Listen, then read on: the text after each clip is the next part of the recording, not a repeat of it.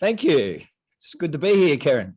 It's good to see you too. I love what you're doing. Absolutely love it.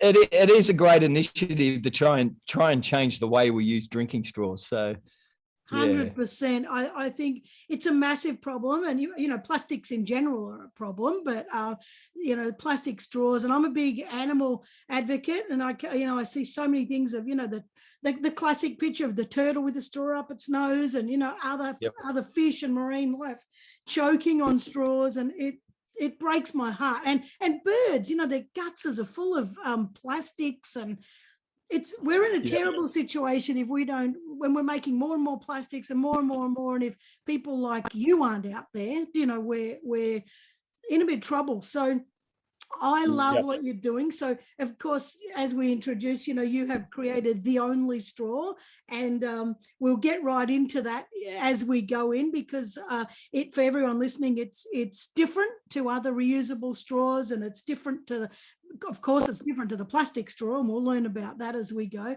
But it's just an absolutely great alternative. If you need to use a straw, this is a great alternative. So tell us about your you know, like your early years. So you're talking about the lack of meaning that you're yearning for, you know, and you're obviously doing a lot of jobs, and there became some kind of dissatisfaction somewhere, and you moved.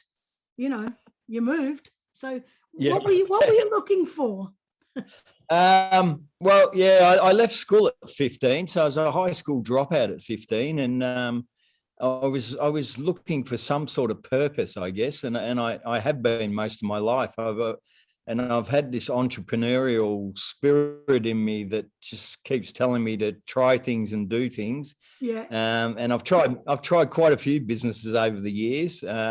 And the way I ended up here was I landed in Lombok, and me and my wife, we went to Lombok to live on a beach for a couple of years. And do nothing. So we quit our jobs and packed up and said, let's. We searched all over, mind you, in the process. We went all over Tonga and Fiji, and we looked in many places, and we finally found Lombok on the bottom of a Bali real estate page, and so we went there and bought ourselves a little bar and restaurant that was run down on a beach, and built it up into a hotel, and started from there. And of course, we got a little bit conscious about all the plastic. Anybody that's been to Indonesia knows what the plastic problem there is. They have no real garbage collection or anything like that in place. So they basically just throw their garbage on the ground. Which was fine 30 years ago when they used banana leaves for packaging and everything like that. But now, of course, they got plastic for everything. So, I remember, you know, the first time I went to Bali, and, you know, the rivers or the channels, you know, like were just it wasn't even, I couldn't even see the water, you know, it was just all rubbish coming out.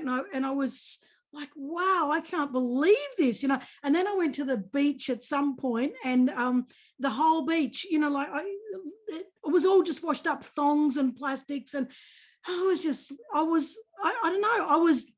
think I went numb. I don't even think I thought, oh, I wonder what the answer to that is. I think it was just, I was numb. But, you know, it's a bit overwhelming.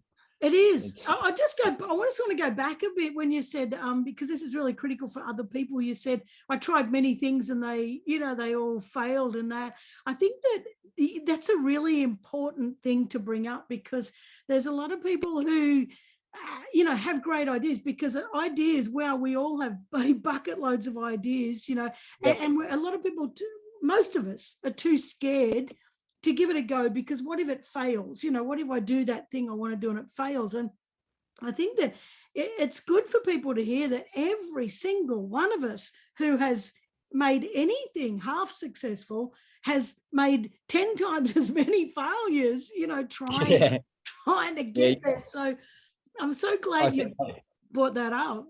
I think you go through a lot of failures to get to anywhere. And it's all a learning experience, of course. And so I mean, I was a roof tiler by trade, so I had a little roofing repair business, which really didn't go anywhere. And then I went and did a course on pest control and got my own pest control business with Flick and tried that, and that really didn't go anywhere. And then I went and worked on Hayman as the pest controller there on Hayman Island, and that sort of changed my aspect on where I wanted to live or what I wanted to do, although I still don't live in the tropics. Yeah. Oh, we still live near And water. yeah, I live near water and I've got islands out the front. Or one French island, yeah. And yeah, so I mean, and I tried lots of little different things over the years, and nothing's really taken off. And you've got to put a lot into it, I think. You know, it's really it's really helpful to understand that the more you put into it, the better off it will be. And yeah, it's really a full-time thing. It's not a little side hack that you can do while you're working, 40 to 60 hours a week. You can't you can do something, but at some stage you're going to have to take it on as a full-time thing and actually give it a real crack. Yeah. Yeah, well, that's just it, though. It's okay to start. And I always tell people that are too scared to make the jump, which is completely understandable. If you've got bills and things to pay, is just start with 1 day a week or, a few hours and just see if you get movement. And if you start to get movement, you realize that it's actually going to build, then start to eventually replace the paid work with the other work. But when you went to Longblock and you bought this rundown bar and restaurant on the beach, which sounds bloody delightful, even if it was rundown, like what were no such thing as paradise, Karen. We discovered that. What were you hoping to find there? How did you hope that buying that would bring meaning to your life? Well, I guess we moved there to try out a new lifestyle. I was actually traveling in India with a couple of mates, and Dee was my wife, she was in London with her sons, visiting her sons. And I sent her a text message from Goa while I was sitting on a beach enjoying a drink, and said, let's just pack up and go and live on a beach somewhere. So we went there, and I don't know what we really expected, but we sort of just expected to sit on a beach and drink pina coladas for a couple of years, to be honest.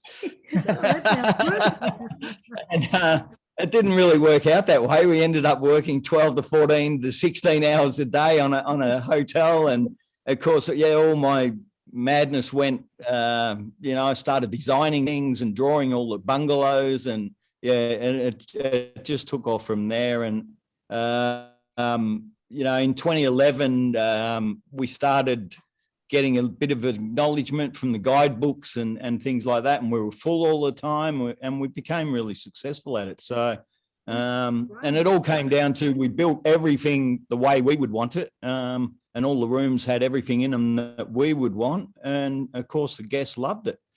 Yeah. Wow. So why did you sell it then? Why did you sell and come back? We just had enough. It went on for 12 years. Yeah. And we sort of even though we spent, sort of half the year in Australia and half the year there, it was really a full-time job. Even when I was in Australia, I was sort of doing stuff on it all the time.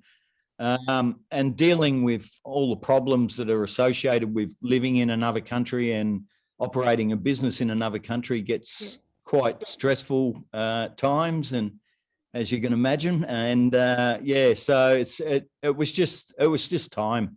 Yeah. So tell us about the straws. So while you were there, you saw all this plastic, and you really noticed that there was a problem. Did you start to think about the straws then? Like, oh, how could I design a straw? Like, I don't know. Was that? Yeah. Yep. Yeah. So not long after we got there, we realized that, we were picking up plastic straws off the beach every day, hundreds of them. And of course we had, maybe 10 restaurants around us as well that were all using plastic straws, and we were using plastic straws. So we sort of got a bit of a conscience about it, being Australians, of course. And Yeah. and yeah, so I started looking around, and there was a young guy, a little entrepreneurial guy that was doing bamboo straws, reusable bamboo straws, and so we gave them a go. And unfortunately, they were great. It was a great idea, but they're reusable, and you've got to trust people to wash them properly, and for the hygiene side of it, we just couldn't trust them. So yeah. so Wow. that's where I started Googling and researching, and went, and fortunately we had the customers to try them on, because we had the bar on the beach. And so we tried paper straws, we tried the bioplastic straws, we tried virtually every straw that I could find. And it wasn't easy to find straws in Indonesia either. Virtually everything's made of plastic there. So I started researching the bioplastic straws, which they're made out of sugarcane and things like that. But they got a PHA element in them, which is a plastic element. So when they do break down in a proper facility, but in the wild or on the beach or wherever, or in your home compost, they don't break down. They break down in microplastics. So that was another problem. So I got off them, and I tried all the paper straws, and they just don't last in a drink. There's no quality there. And I'm sure 4 billion people in the world agree with me that paper straws are absolutely horrible. And the fact that, once you research into what goes into making a straw is, from the beginning of, fossil fuels to run tractors to cut down trees, and trees and then pulp is made out of them, and which is a massive process which uses a lot of water. And then, of course, they're all glued together with horrible glues, and toxic dyes are used for the paint, for the print. So so they're really not a feasible solution. They're not environmentally friendly, really. They're much better than a plastic straw, of course. And if we're going to use anything, it's got to be something other than a plastic straw or a bioplastic straw, I think. So tell us about the only straw. Like, what is that made out of then? If we've cast aside all the others, what's left? Well, I've still got the stainless steel straw, which is, you've got to use that 350 times to make it negative against the environment for all the greenhouse emissions it produces while it's being made. And that's got a hygiene problem as well, of course, for established businesses or cafes. They're great for at home, but that's about it. And then one day on my Instagram, I was on a group that was hoteliers of the world, and a guy put on there that he was using pasta in his bar in Italy. And I thought, wow, that's a fantastic idea. So I went right down the pasta track, and that's where I got into Startup Gippsland in here with the pasta straws. And pasta straws were fantastic. The only problem was that they contain gluten.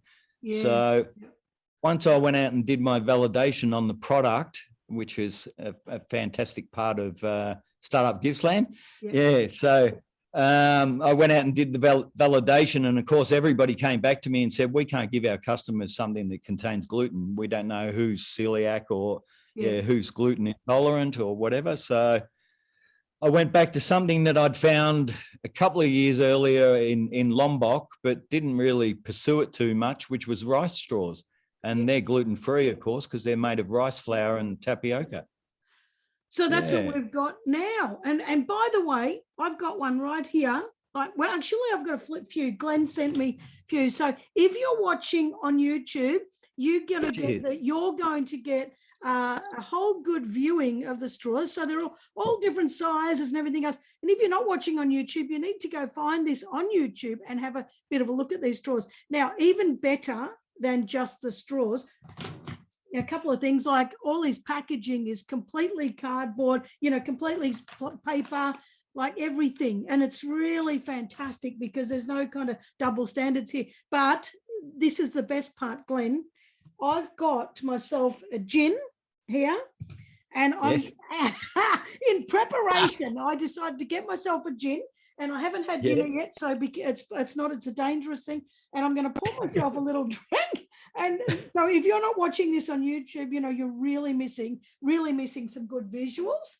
And I've got my little straw and my drink. It looks a bit fizzy, doesn't it? But that's good. Yeah. But it is gin. I promise you. Look, it's not lemonade. And I'm going to test out your straw. Mm.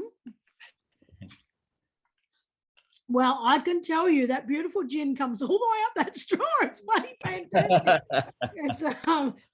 That's actually really easy to drink out of, and it feels really firm, and it feels fantastic. Actually, can I have another mouthful? Mm. So they'll last approximately an hour in a drink. They start to go a little bit bendy after about 45 minutes, but they still last for well over an hour. Oh, that's good. I've had it in McDonald's Coke, which I figured was the most acidic sort of drink that you can get on the market. And I had it in there for 4 hours and I could still drink through it. So, yeah. So they're actually long lasting, and you could go from drink to drink with them. Yeah. Even. So, that's fantastic. Which saves on straws also. It doesn't. You're probably not going to sit on a drink for more than an hour. Glenn, have you got a drink there? Because I feel like I should be having a drink with you. Oh, you do. Yes. All right, chin through the chin. Cheers. Just excuse us while we have a mouthful. I've never actually had a drink on a podcast before, but this is actually quite nice. I might make a habit of it. The Beer with Keza podcast, although I wouldn't be game to suck a beer through that, I can tell you. No. So it's made, I really love that. So it's made of rice, and so it's safe for everybody. It lasts a long time in drinks. You can clearly drink through it. It's not, it's like, it feels like a really solid straw. It's much solider, actually more solid than plastic straws. I'm going to burp my way through this interview now. Now we're getting dangerous. I find this fantastic. How much research did you do to come up with this idea? Well, a guy in South Korea actually invented them, and he saw somebody in America making coffee cup lids out of something similar, and so he went back to South Korea and started working on it. And so I'm working in conjunction with him at the moment, and my grand plan is to actually bring it to Australia at some point and manufacture here. And what I'd like to do is use something else, probably not rice flour because we don't grow much rice here. Possibly something else that's being wasted by the farmers in Gippsland region that they're losing money on.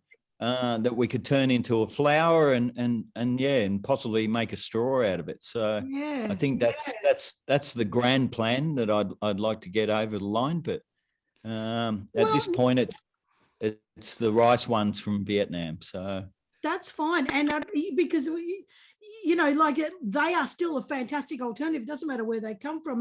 But if you can ever get some waste product from, the food around Gippsland, that would be even more fantastic. But still, so what's the environmental benefits of the rice? I mean, I think that's obvious, but let's hear it from you. Yeah, well, I mean, they're sustainable because all the rice flour is actually made like that. Vietnam's one of the biggest rice growing regions in the world, and all their rice flour is made out of their wasted rice. So it's everything they throw to the side that's not sellable as a rice dish product, basically. All little bent grains and what have you. So they turn all that into rice flour. So it's fairly sustainable there. The farmers are actually getting something for that as well, which is really good. And then what it does is that within 90 days, it breaks down in the elements to nothing, to total zero waste. So you can drop it in a normal rubbish bin. You can drop it in your home compost. You can drop it straight in on the grass in your backyard. It will disappear to virtually nothing, or it will disappear to nothing within 90 days. And Yeah, so it's marine life friendly. Of course, marine life can eat it. They can chew away on it.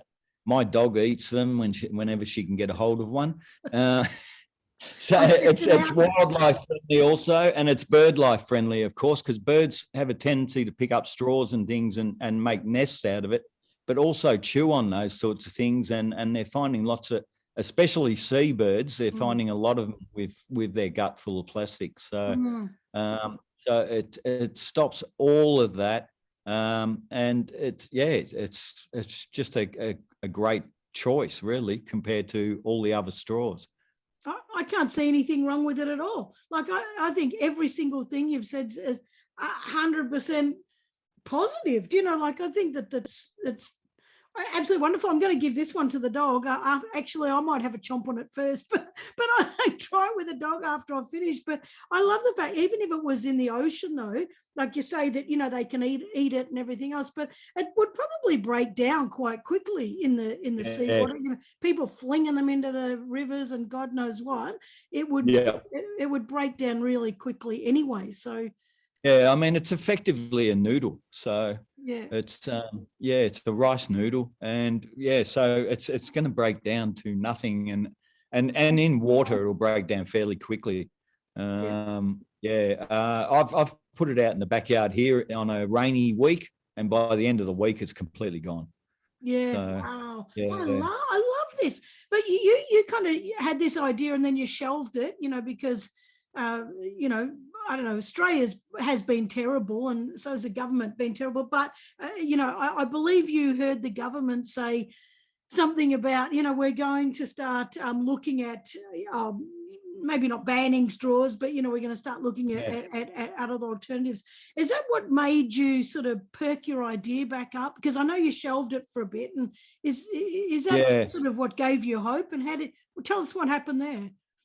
Yeah, so when I got back to Australia in 2018 full time, I was sort of semi-retired and a little bit bored and looking for something to do, of course. And so what I did was I heard that the government in South Australia, I mean, they're really forward thinking in South Australia. They banned plastic bags back in 2000, I think, or 2001. And they said, we're going to ban all single-use plastics, no more forks, knives, spoons, straws. They've banned them all, and that started in March this year. And once they started talking about it, I thought, well, here's an opportunity for me to actually put the straws out there and get somewhere, because competing with plastic straws, you can get 1,000 of them for $5. And you can't buy any other straw for that sort of money, not even paper straws. So there was really no point to try and compete with plastic straws while they were on the market. It was pointless. So I just thought, okay, this is my chance, this is my opportunity. And by chance, Startup Gippsland had put something on Facebook, and it came up on my Facebook page, and I looked into them and everything, and I applied for it. And Brenna and Steph called me and said, let's have a meeting and talk about this, and you can go right through possibly. So we had a big Zoom session, and they loved the idea as well. So I got in Startup Gippsland in the Bass cohort. And and it all sort of went from there. It just kept snowballing. So I think it's fantastic. And I was a mentor with Startup Gippsland last year too, but we was sort of divided into our LGAs, into our shires. And I never came across you. I only saw the ones that were here. But man, I wish I had have, because I would have been championing you like crazy. But I think this is fantastic. You know what I'm thinking when you're talking about plastic straws and like South Australia banning plastic knives and forks and all that kind of stuff. Is it possible that you could start making barbecue, knives and forks and spoons out of this sort of stuff? Yeah, definitely. I've already got coffee stirrers, instead of the paddle pop sticks or the plastic spoon stirrers. And we're looking at forks and spoons and knives as well. So Yeah, there's no reason why we can't make other products out of it. It's No. yeah. It's great. And Once it's baked, it's solid, so it's solid enough to last. yeah, yeah. And it doesn't snap, like it's really, really strong. And the other thing too, you're talking about plastic straws and them being 1,000 for $5 and all that kind of stuff. And this is a really bad it's a really bad thing that humans have gotten into. It's kind of like, well, what's cheap and convenient and quick? What can I use? Yeah. We're not thinking at all about the environment or about the impact. And I've even heard people say, disgustingly actually, heard them say, I don't give a shit about the bloody turtles and stuff like that. And So of course they got a mouthful from me, but the point is that's a real dickhead thing to say, because if the oceans die, we die. Like you can't separate. You can't separate humans from animals and marine life and the planet. Like, we're all coexisting, and it's one very complex ecosystem. And if we don't start looking after ourselves and looking after the planet and buying things that are going to take care of the planet, we're all screwed. Like, so your $5 for 1,000 straws doesn't hold up a good argument. It's stupid, really. Like. Yeah. And I mean, the thing is, people sort of don't really, I mean, you can Google all these things and find out things, but people don't really do that. I mean, it's a convenience factor of having a plastic straw or a plastic spoon or fork and knife. And it's really, we've become a throwaway society, and it's simple for us to do that without even thinking about it. And it's unfortunate, but yeah, and unless people like myself, sort of try and push something else that won't do those sorts of things to the planet, and I mean, there's some people out there that are doing great things, really, really great things, and it's good to see. But it's really difficult also to talk business owners around. It's an extra cost, and it's difficult to talk them around. If they've already got the option of buying a plastic straw or a cheap paper straw, they will do that over doing something for the environment, something that's zero waste. There's there is also a large percentage of businesses that will support it, but there's an even larger number of businesses that won't support it. So it's unfortunate, but that's where we are. And I think now that with what's been happening in the last 18 months in the world, I think a lot more people are becoming conscious.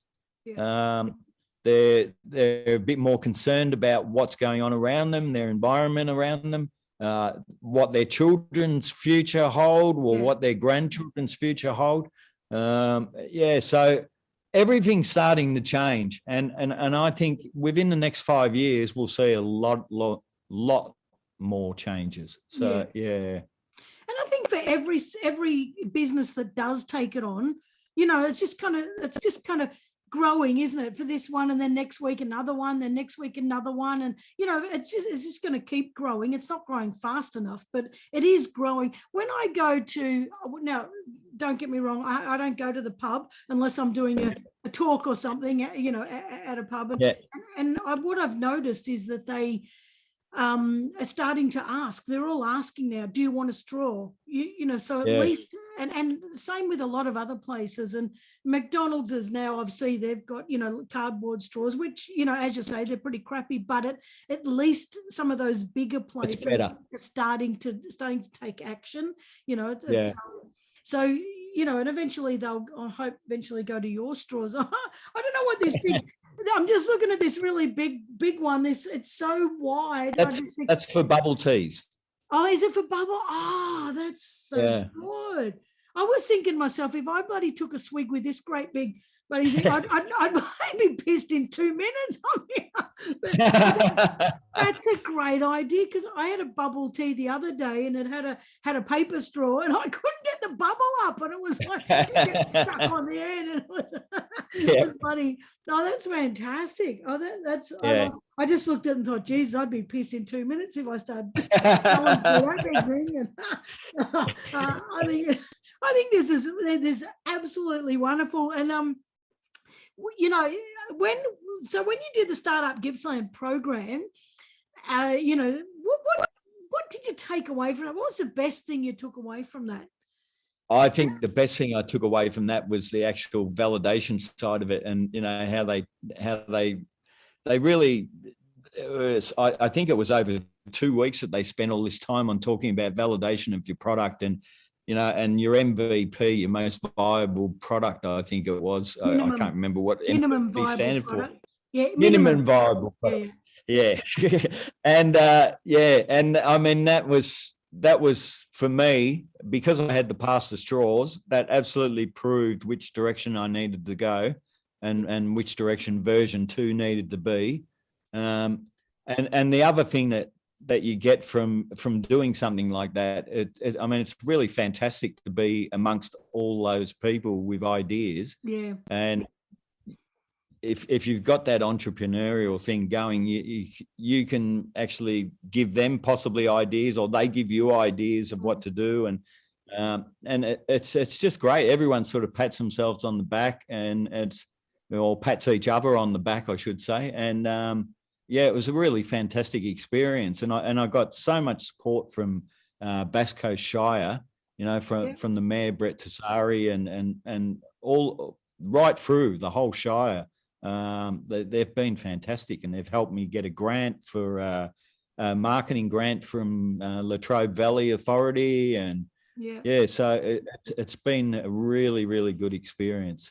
Yeah, that's fantastic. And it's very true, isn't it? When you're entrepreneurial and you've got an idea, you really do need to be around people who share that same entrepreneurial enthusiasm, because you can be around your mates or your family and that, and they're all like, oh yeah, good idea, well, whatever, you know. And that's I'm not criticizing that, because that's their job. Their job is just to be your family, you know.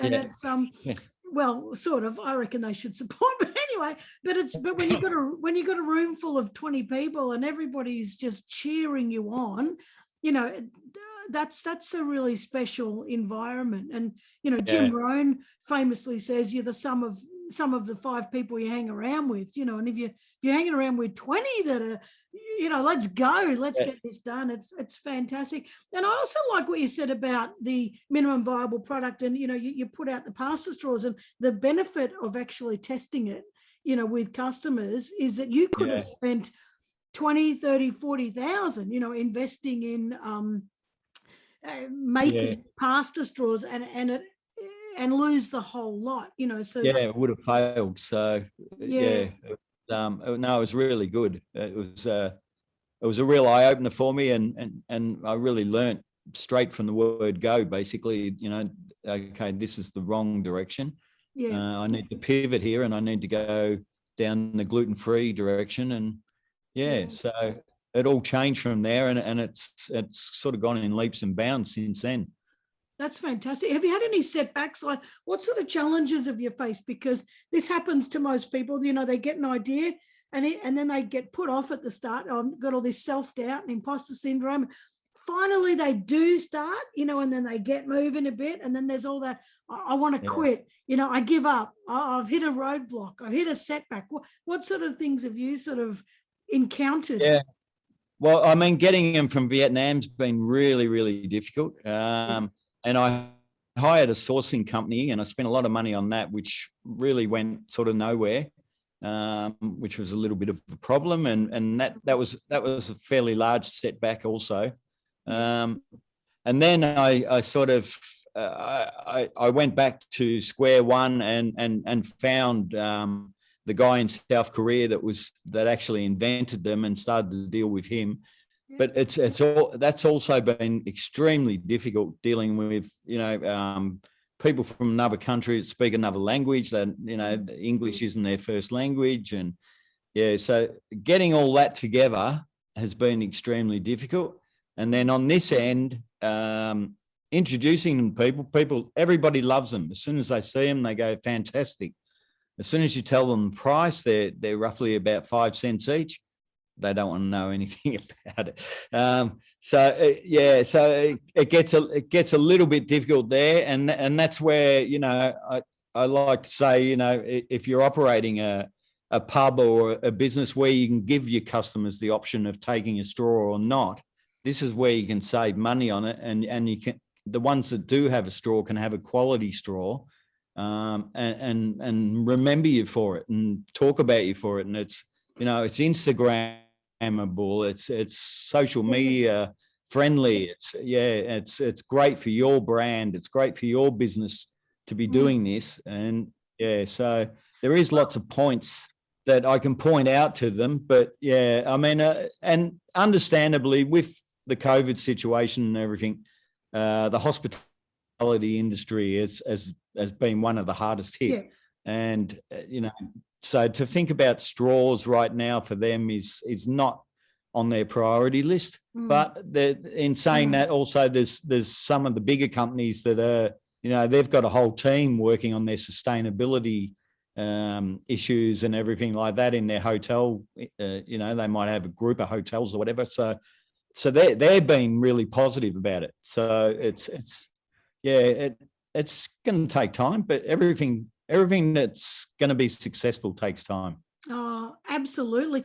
And 5 cents, that's nothing. Like, really, that's nothing. No. And it's, if you look at, you know, you go to a pub, and I haven't bought a drink for that bloody long, but I believe, you know, Scotch and Coke or something's about $8. I mean, I might be so off the mark there, but they're probably 12 by now. But yeah, probably 12. Yeah. If you put a 5 cents straw, you know, God, I don't even see that as a problem. And I think people. Yeah, there's got to be room for a 5 cent straw in there. There has to be room for it. Like, that's nothing. That is absolutely nothing. Oh, wow. No, these need to be, they need to be pushed more. I mean, not from you, but you just people just need to love these. I'm going to love these up. I'm going to promote them. I'm bloody hell. Don't you worry about that. And now I've got a sample. I'm going to make sure I do my Instagram picture tonight with my gin. As soon as we finish, I'm doing the Instagram pic. No, I absolutely love this. And how are you funding it? I've bootstrapped the whole thing myself so far, and I'm running myself broke, of course, and as we all do. Yeah. So yeah, I need to get it together at some stage and get some money back in, but it will come, I believe it, and yeah, I've got great faith in getting the turn someday. But I mean, it's my total focus at the moment is to just get people interested in drinking out of them, you know? And it's so that's all I'm focusing on. I haven't got a huge margin on them to make a lot of money out of it or anything. It's all been cut right back, so I can just get them out there and in front of people and get them used by people, and of course once they're wasted, they're gone. So yeah. Oh, well, I think it's fantastic. And so I've got a question here. What's your big dream for the Only Straw? But we kind of touched on that, but is there more? Have you got you're going to conquer the world? Oh, I'd love to. Everybody would love to conquer the world. No, I really just want it to be one of the mainstream straws in Australia at present. Yeah. If I can get it into, you know, we use approximately 3.5 billion straws a year in Australia. Wow. Single-use straws. Yeah. So that's roughly about 10 million a day. And I figure if I can get, you know, just 1% of that market, that's, you know, 35 million straws. That's a big difference. Yeah. And if I can get even more of that market, it's even more fantastic. So, my word, we're all coming down for a party. it's really something that I really want to push and really want it to get out there and Yeah. get people talking about it more than anything. Yeah. Oh, I think it's absolutely brilliant. What's your you sound like, like you, when we talked before, you said when you were younger, you were always sort of looking for meaning and looking for purpose and all that sort of stuff. So, and a lot of people, when they do things that are environmentally friendly, they have a big why that sits behind it. Why? Because I care about my family, because I care about the environment.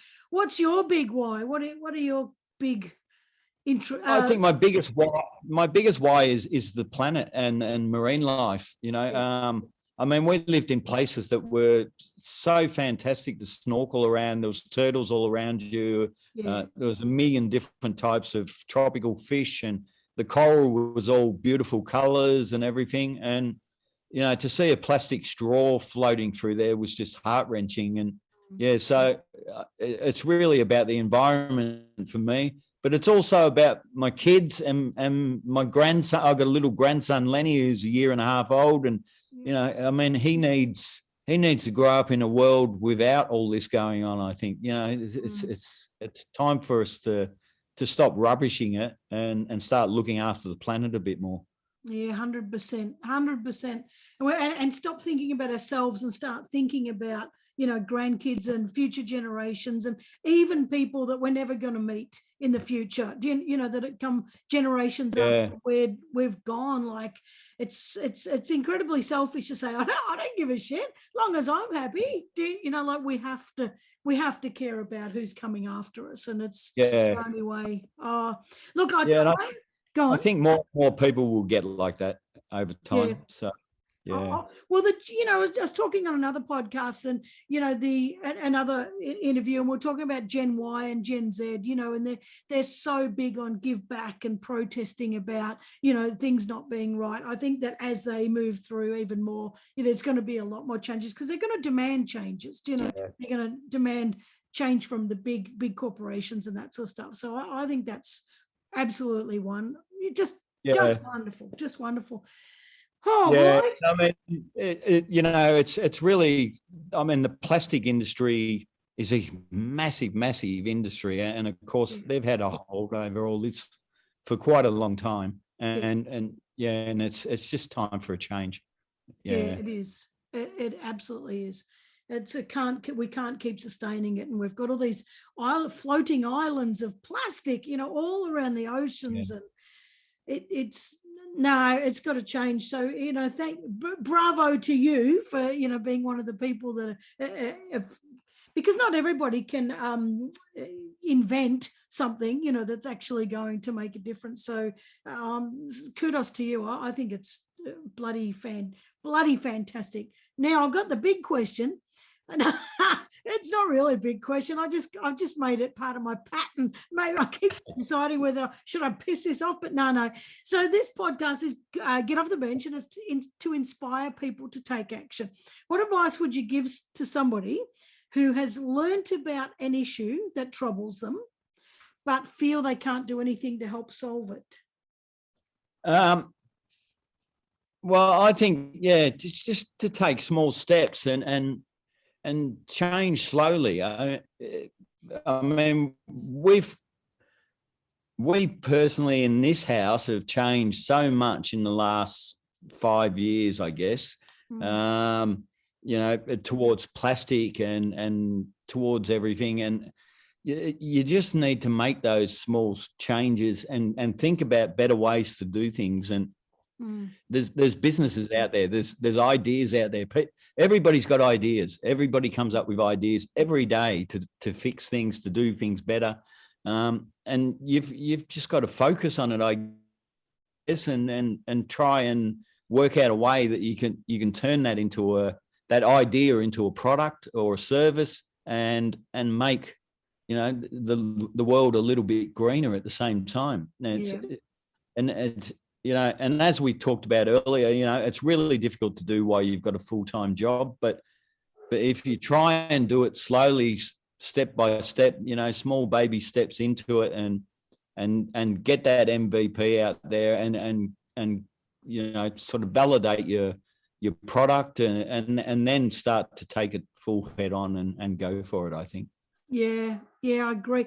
And when we brought out the green bags, the supermarket bags, a lot of people are like, oh, why that's a pain in the bum. I don't want to bring my own bag, and that'll never work, and why would I do that? And now you very rarely see a plastic bag. Well, you don't really, because you can't get them, and everyone just turns up with their green bags, and it's just no big deal. And so I think it's just normal everyday life now, Yeah, people resist change, and it's but eventually, I guess it's putting something in front of people, and then they have to have the time to process it. I mean, you're the same, I'm the same. Every time something new's there, we have to process it. But I think the difference is, do we process it or do we just ignore it? I think if we're processing it, we start to think about alternatives. And I love this. People have got fantastic ideas, and I mean, joining things like Startup Gippsland, a startup program or incubator or something like that is a fantastic way to slowly work your way into something and build something up. Yeah, I agree. Well, this is bloody awesome. Now, where can people find you? Because I want them to go get your straws, and you want them to go get your straws, and I'm sure people listening want to get your straws. So where can they find you? They can find me on theonlystraw.com.au, and they can find me on Facebook, Instagram, and Twitter. And of course, you can find me on LinkedIn under Glenn Dawson, Glenn with a double N, and The Only Straw on LinkedIn. So, yeah.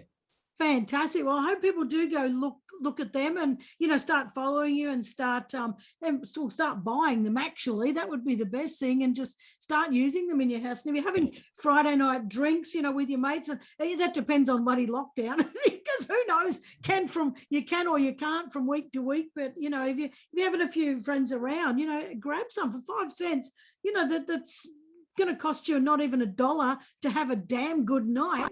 Because you're not drinking 20 drinks, I'm sure, but who knows? But I reckon this is really, really brilliant. And I love what you're doing so much. And I'm so appreciative. Gee, I'm getting worse with words as I'm getting older. I'm so appreciative of you coming and spending an hour with us. And you really are a legend. And I wish I had found you a lot sooner, because I think this is brilliant. Absolutely. Yeah. Oh, no, thanks, Karen. It's been really good to have a chat to you tonight and have a drink with you. And I know. So give us a chin. Chin. Fantastic. So if anyone's watching and you're getting jealous, yes, we are sucking on gin, and it's bloody fantastic. Anyway, all right. Well, I'm so thankful you come on, and I look forward to. Thank you. It's been fantastic. I look forward to seeing your business absolutely boom, because it's so deserving. So, yeah. All right. Well, I'll next time I'm down the Gerties, I'll call in for a drink. All right. All right, that'd be great. Sounds fantastic. All right, thanks heaps. All right, thank you, Karen. Thank you. See ya. Bye.